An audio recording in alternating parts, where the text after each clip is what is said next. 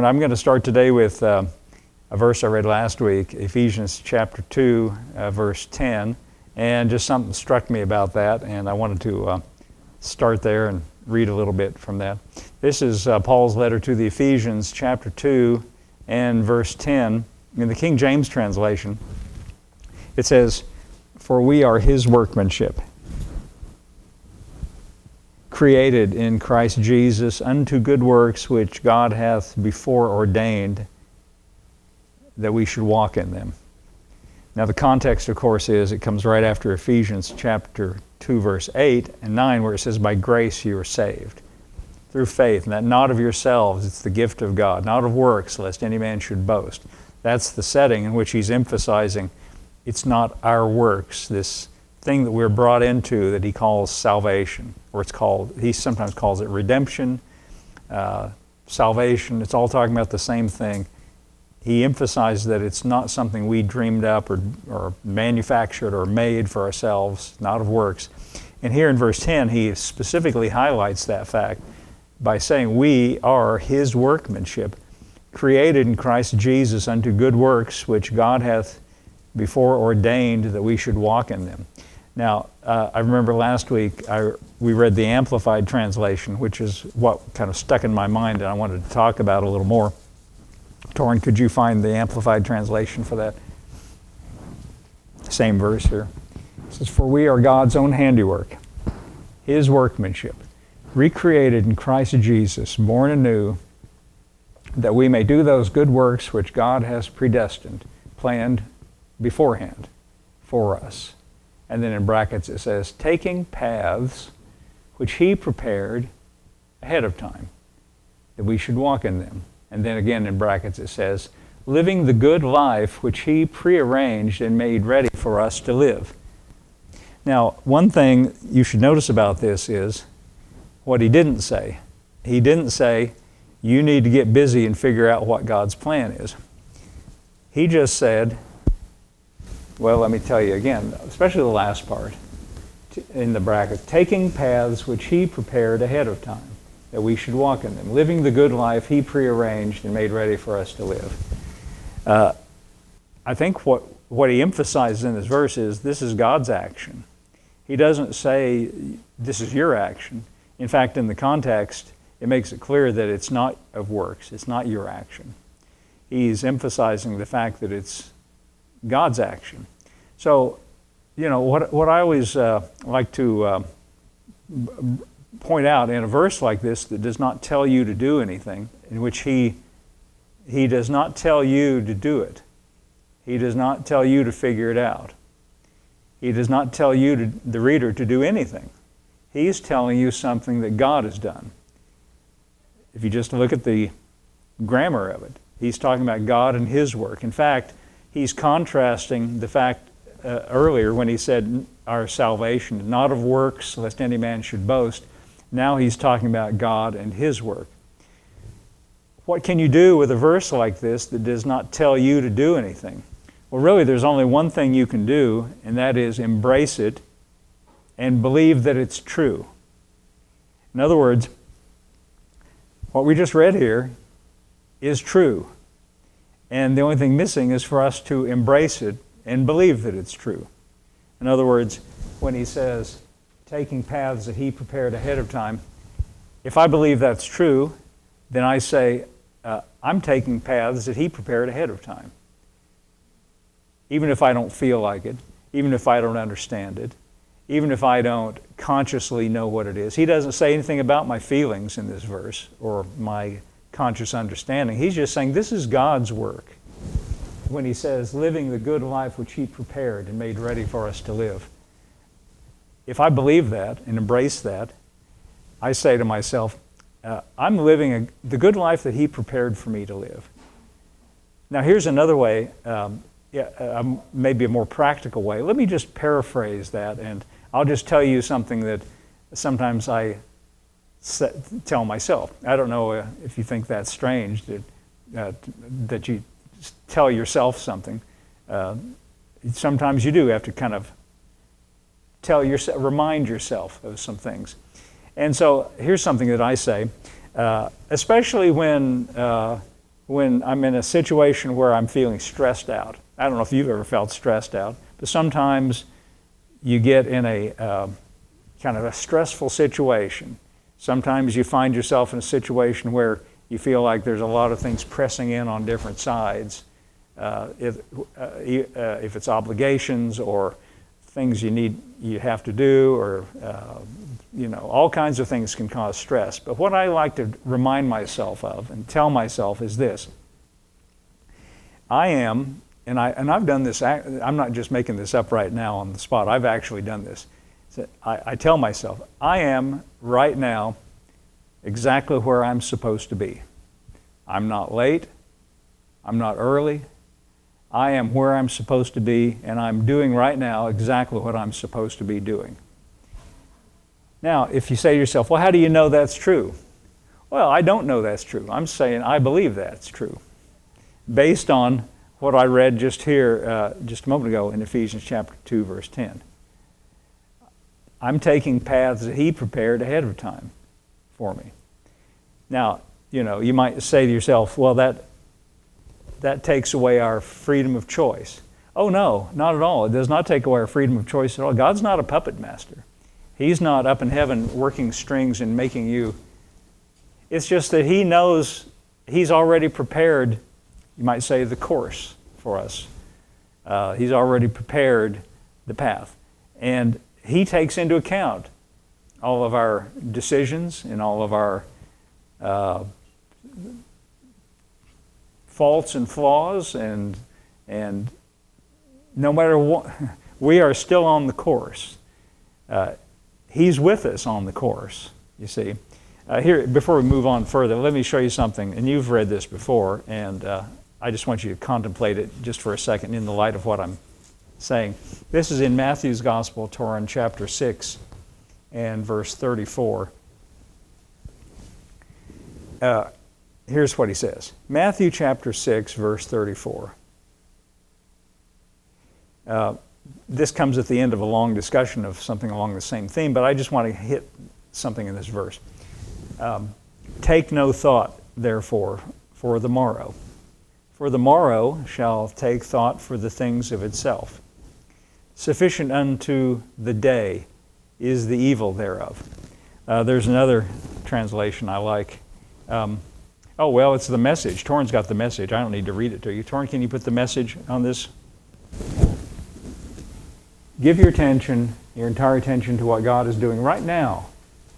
Don't get worked up about what may or may not happen tomorrow. God will help you deal with whatever hard things come up when the time comes.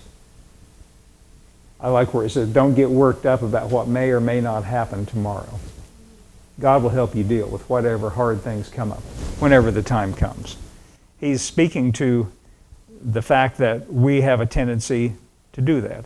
Now, is Jesus just giving us order, just trying to make life harder for us and say, now on top of everything else, now you've got to be sure that you don't worry about anything? No, He's trying to take the burden away from us. He's trying to teach us what it means to trust, what it means, what faith means. Faith in God means trust. It means reliance. And when He's saying here,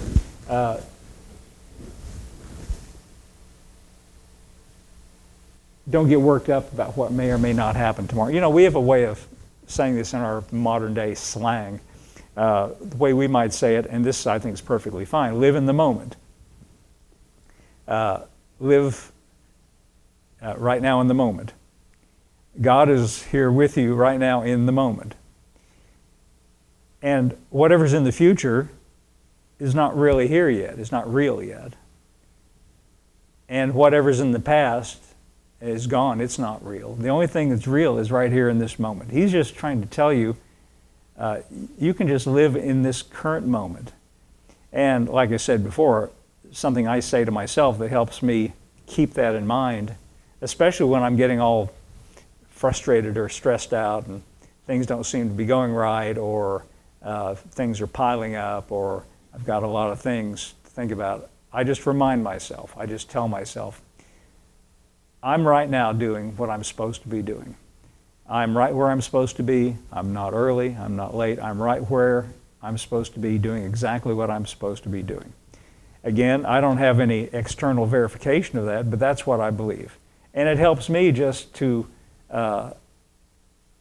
refocus my attention on the moment that I'm living in. I like also where he says, the reason you don't have to get worked up about what may or may not happen tomorrow, he says, God will help you deal with whatever hard things come up when the time comes. That's really true. There's another verse that says pretty much the same thing. Torrin, if you could give me Hebrews chapter, I'll just let you get it and I'll read it off the screen. Hebrews chapter 13, verse 6. And this is a really good verse too. Let's see. Let's get the verse before that. Let your conversation, and again in the King James translation, made 400 years ago, some word usage is a little different than in the modern day. And in the world of the King James translators 400 years ago, they used the word conversation in a way that we do not today. When we say conversation, we mean talk. What they meant was manner of life. The way you live in relation to others is specifically what it means. So conversation in terms of this verse means your day-to-day life, how you live, how you conduct yourself in your life. So we could say it that way. Let your manner of life be without covetousness, and be content with such things as you have. For he hath said, I will never leave thee nor forsake thee. Then the next verse says, so that we may boldly say, the Lord is my helper. I will not fear what man shall do unto me. That's just a way of saying, I'm not going to worry about what is down the road. Torrin, could you back up to the previous verse again? And let's read that from the, I like the Amplified translation on this. Again, the Amplified translation takes the original language, the Greek words, and amplifies their possible meaning so we get a fuller view of what it's saying. Oh man, I didn't realize. Look at those little words. I might have to get my glasses on for this. No, I can do it.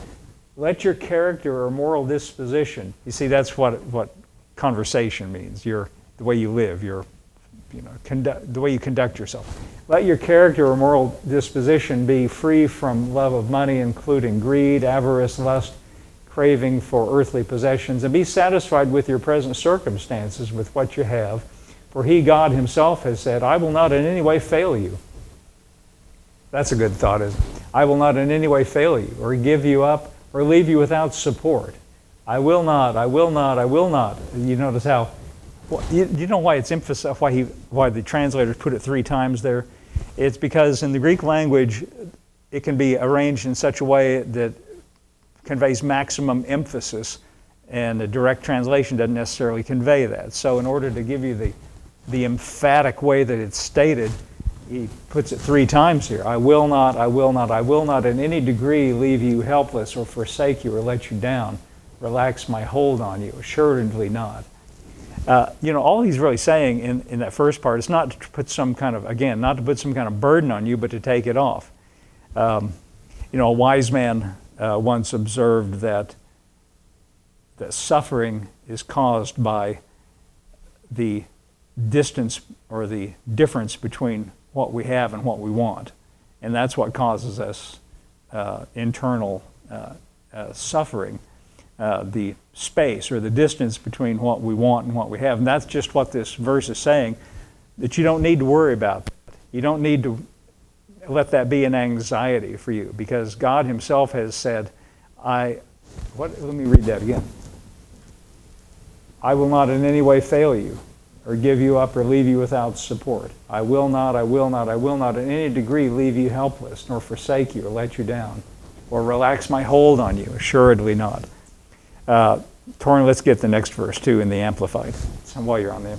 So we can take comfort and be encouraged and confidently and boldly say, the Lord is my helper. I will not be seized with alarm. I will not fear or dread or be terrified. What can man do? In other words, if God's on my side. Now, this all comes, let's put this together with what we've read earlier. When Paul wrote to the Ephesians and said, we are his workmanship, taking paths that he prearranged for us to take, living the good life that he made ready for us to live. See, I think of it this way. You could think of your life as a course, or here we are at this moment and we're headed in this direction, let's say. And it's got enough space. Think about this. I'm not a golfer. And I don't know if any of you play golf. I don't play golf, but I've seen them do it on TV. You know, we know what it is. We know what golf is. Now, in a golf game, you start off and you hit the ball.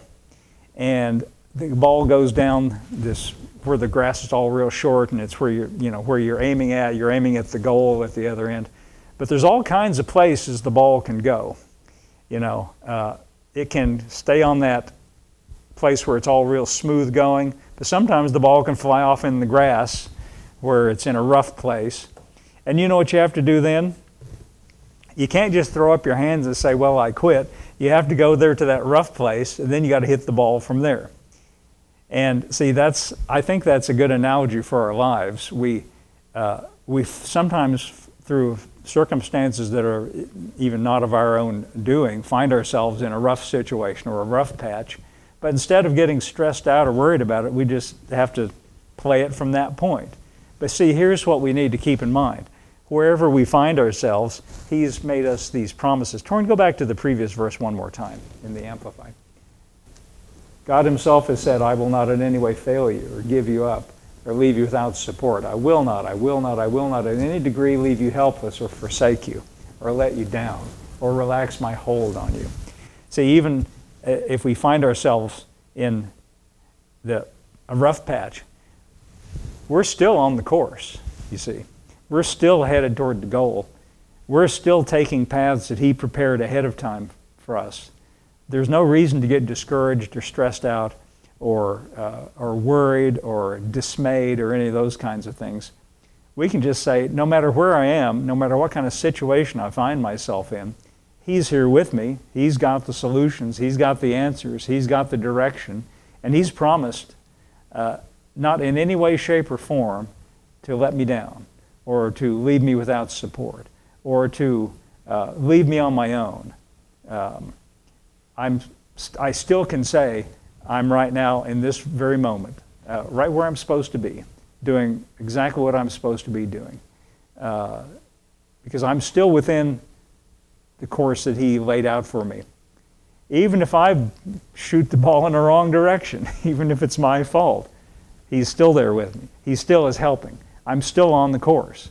And the way I look at it is, even if you're the worst golfer in the world, you can't hit the ball off the course. It's better if you go on where the grass is short, you know. That's my recommendation. But you know what? No matter where we find ourselves, there He is as well. Let's read another one. This is in Hebrews chapter 4. I guess that's where we are, Hebrews 13. Let's go back, Torrin. I'm going to go back to the King James translation, to the fourth chapter of Hebrews. And with verse 1. Hebrews chapter 4, verse 1. And I just want you to notice something that the writer says. We don't know who the writer is. He does not name himself. Traditionally, church fathers attributed it to the Apostle Paul, but we don't know that for a fact. So we just have to say the writer. He's very knowledgeable, whoever he is. If it's Paul, that's why I think a lot of them think it's Paul, because he's very authoritative and very knowledgeable. Plus, at the end of the letter, he talks about, remember me in my bonds. That's something Paul constantly said. So here in Hebrews chapter 4, here's what we read. By the way, before I read, keep in mind why it's called Hebrews. Because of the contents of the letter, it's clear that he is writing to people whose background is of the Jewish, not just the Jewish religion, but the Jewish cultural background as well. And he's writing to them to encourage them and remind them that we are now in a new covenant, now in a new world, and don't be discouraged and don't go back to and throw away Jesus and go back to animal sacrifices. That's really the context of this, and the writer talks about that constantly.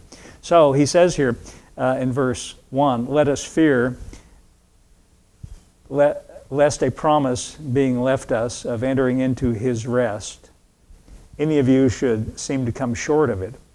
Verse 2 says, "For unto us was the gospel preached, as well as unto them." By the way, let's just stop for a minute and say, who's them? That's a good question, isn't it? Well, the them, and again, if we read the whole chapter, it would become clear to you. But I'll just tell you so we don't have to read the whole chapter. And it may be, you can intuit it anyway. The them is talking about the people of God in the Old Testament. What are called the children of Israel, the offspring of Jacob, whose name was changed to Israel, who found themselves in bondage in the land of Egypt. And then God sent a deliverer, that was Moses, and Moses delivered them from the land of Egypt. And they were headed towards a place that God had prepared for them, called the Promised Land. Or you could say it this way, the land of promise. And the reason he uses this word rest here, if you go on reading, and I'm not going to do it right now because it takes a long time to untangle and explain, he quotes a lot from the Psalms and from the Old Testament, and it's a very complicated sort of conflation of two ideas, the Promised Land and the Old Testament idea of the Sabbath. And as you know, the Sabbath day is the day of rest. And he, in this chapter, calls the Promised Land, to which they were headed, the land of promise, he calls it the rest, R-E-S-T, the rest of God. And he does that because, and again, this is part of the complication of this chapter, he quotes from the Psalms, in which the psalmist says he calls the Promised Land the rest, God's rest. And so what he's saying here is the gospel was preached to them as well as to us. In other words, the invitation to come to this land of promise. But he said, the gospel was preached as well unto them, but the word preached did not profit them. In other words, it didn't help them, not being mixed with faith in them that heard it. Not being mixed with faith in them that heard it. In other words, what was expected of them, or what they should have done, was believe it. Now, if you read the story about that, they came out of the land of Egypt, and they were in the wilderness for a little while, and they got discouraged in the wilderness. And they got so discouraged, they said, I wish we could go back to Egypt. Would that we had died in Egypt, some of them said. Now, they were saying that, they were speaking out of their discouragement. But what this writer is saying is they should have mixed faith with it, and to counteract that discouragement. And so those people that said, wish we were back in Egypt, and would to God that we had died in Egypt, and remembering all the things of Egypt, and wanting to go back, they didn't get to enter into the land of promise, the Promised Land. And that's what he's saying here. They didn't mix faith with it. So what this is encouraging or exhorting the reader to do is to believe, to mix faith with it. Look at what it says in verse 3. For we which have believed do enter into rest. Now, he's not saying that the Promised Land is like some salvation that's off in the future that we may or may not be a part of. He's saying because we believe, because we place our faith in Christ, because we are trusting in Him, he's saying we which believe do enter in, or we have entered in. What he's getting at is that we have entered into a condition or a situation. He's reminding the reader that we are in a situation that is analogous to, for them, what was the land of promise. We are living in God's promises. And what do you do with promises? What do you do when someone has made promises to you? The thing you do is, the way you respond to those is you believe them. You trust in them. You rest upon those promises. You lean back on those promises. And he's saying that is what we need to remind ourselves that we have entered into. And he calls it rest. You see, faith is trust. And trust is rest. Not necessarily rest for your body, although that's important. That's what we were talking about earlier. Rest for your mind. Rest for up here. This is something that Jesus also said, and it's a very familiar passage. Torrin, if you could just read it, or not read it, just look it up for me. I'll read it. Matthew chapter 11, verse 28. Let me just remind you of this one. We which have believed do enter into rest. Faith means trust. Trust means rest. Here's what Jesus said in Matthew chapter 11, verse 28. Help if I told you the right verse. Matthew 11, verse 28. And I'm going back to the King James translation again. I think that's where we were. Come to me, all ye that labor and are heavy laden, and I will give you rest. That's why the writer to the Hebrews said, we which believe have entered into rest. We do enter in, we are in that rest. Because we've come to Jesus, you see. Come to me, all ye that labor and are heavy laden, Jesus said, and I will give you rest. We've entered into that. Well, what is it? Well, we've entered into a relationship built on trust, reliance, rest. He says in verse 29, take my yoke upon you and learn of me, for I am meek and lowly in heart, and you will find rest unto your souls. The word translated soul there is a Greek word psuche, P-S-U-C-H-E. If you saw it in print, you would see that it looks almost exactly like our English word psyche, which is also brought from the Greek. The psyche is the part of you where your thinking takes place. It's the part of you that the psychologist studies. The psychologist studies the mind, the emotions, that aspect of our personality or our person, the psyche. And that's what the word he uses here for soul, translated soul. It means the part of you that's prone to anxiety. Can I put it that way? The part of you that's prone to be stirred up and without rest. He says, take my yoke upon you. A yoke is symbolic of hooking two things together. It means our relationship with him. He says, and learn of me. I am meek and lowly in heart. That just reminds me that he is sympathetic, that he is conscious of our frailty, that he's not high and mighty and haughty and looking down on us. It's like we read in Hebrews a while ago when he said, the Lord is my helper. I will not fear. I will not in any way leave you without support. He's saying, I am meek and lowly in heart. In other words, I'm right down with you where you are. And you will find rest for your souls. And then he says in verse 30, a verse I love to read here, my yoke is easy, my burden is light. Now, the writer to the Hebrews was writing to them, exhorting them not to forget that, to keep that in mind, that we have entered into, the analogy was the land of promise, resting on God's promises. We are in a relationship with God, resting on his promises, resting on what he has said.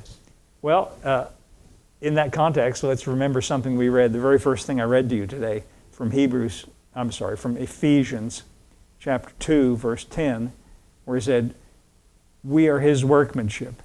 He said, we are taking paths that he prepared for us ahead of time. And I told you my little thing that I say to myself, that's just to remind myself to stay in that position of rest. Because you know what? It's the easiest thing in the world to get all bent out of shape and full of anxiety and stirred up. And you know what? Not only does it ruin your day, when you're in that kind of state of mind, that's when you're prone to make mistakes. That's when you're prone to say things you regret later. That's when you're prone to cut corners. That's when you're prone to get in a hurry. All kinds of things when you're in that state of mind. So I don't like being in that state of mind. In fact, I'm determined not to be in that state of mind. So that's why I say to myself, I am right now where I'm supposed to be. I am right now doing what I'm supposed to be doing. I'm not early. I'm not late. I'm taking paths that he prepared ahead of time for me. Even though I might not understand it, even though It might be like I made the comparison to a golf game. It might be in one of the rough patches. But you know what? I don't care if it's in the roughest patch there is. He knows how to help me hit the ball over to the smooth ground again. He's there to help. Isn't that what we read in Hebrews? The Lord is my helper. I shall not fear. Here's one more passage I want to read to you along this line. This is in Luke's Gospel, chapter 10. And this is actually a little account or a little story, but then Jesus had a nice little teaching at the end of it. This is in Luke's Gospel, chapter 10, and I'm searching for it here. Oh yeah, okay. And it is on starts with verse 38. And this is just an illustration of what we've been talking about. Verse 38, Luke chapter 10, verse 38. It says, "Now it came to pass, as they went, he had entered into a certain village, and a certain woman named Martha received him into her house. And she had a sister called Mary, which also sat at Jesus' feet and heard his word." Now in this little story, we've got two characters, besides Jesus, of course. The two people interacting with Jesus. One of them is named Martha, it's her house, and then she has a sister named Mary. And the only thing we read about Mary here, there's just one thing we read about her. That is this, that she sat at Jesus' feet and heard his word.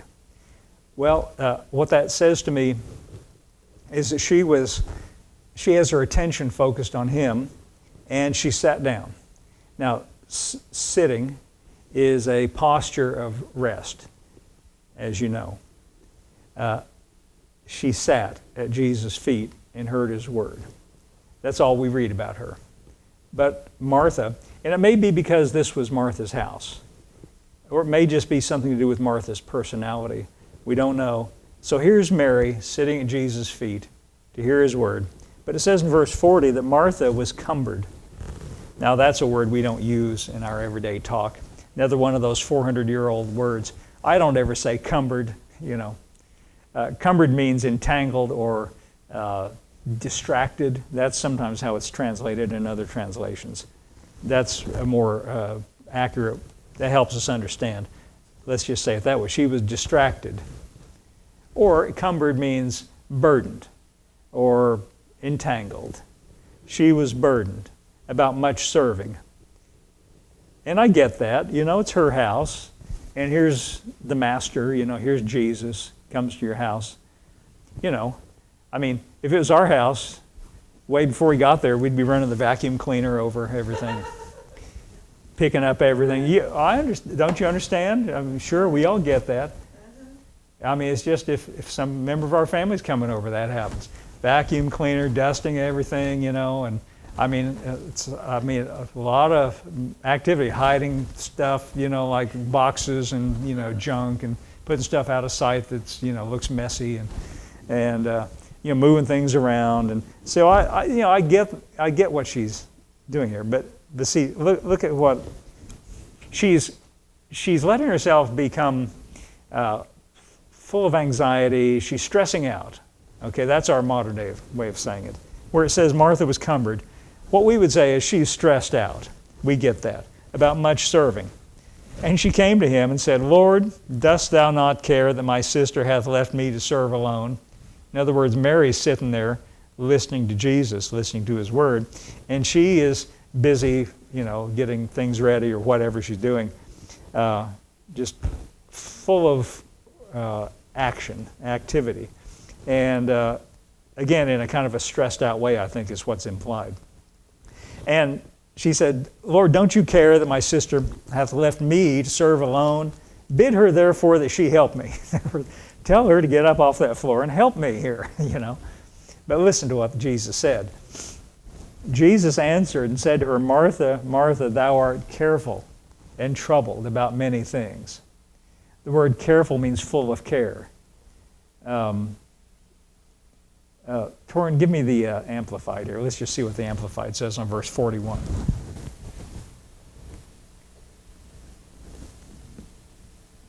The Lord replied and said, saying, "Martha, Martha, you are anxious and troubled about many things." Well, that's another way of saying it. King James said, "Careful and troubled." You're anxious. And again, he's not, chiding her, but what he's saying is, you've let yourself get into this situation that is unnecessary. Okay, Torrin, I'm going back to King James again. Here's what he says in verse 42. But one thing is needful. We could say it this way. Only one thing is necessary. When he says, but one thing is needful, there's only one thing necessary. In other words, not that what she was doing in whatever her serving was, not that that was bad, but there's one thing that's of primary importance. I mean, there's one thing that's at the top of the priorities here. Only one thing is necessary, and Mary has chosen that good part, which shall not be taken away from her. What he's saying is Mary chose the thing that's most important. Not that what she was doing was bad, not that it was a sin or that it was wrong, but Mary chose what was of primary importance. And what was that? She chose to rest and focus her attention on him. And I think that's a good lesson for us. That's a good encouragement for us as we move through our lives on our course, where all kinds of things can happen, all kinds of things come across our path, all kinds of responsibilities and obligations and situations arise. We've got a choice, and it would be in our best interest to be like Mary and to just relax for a second and say, my attention is focused on him. There's a reason why the land of Israel that they were headed for back in the Old Testament was called the land of promise. It was a place that God had prepared for them that was built upon his promises.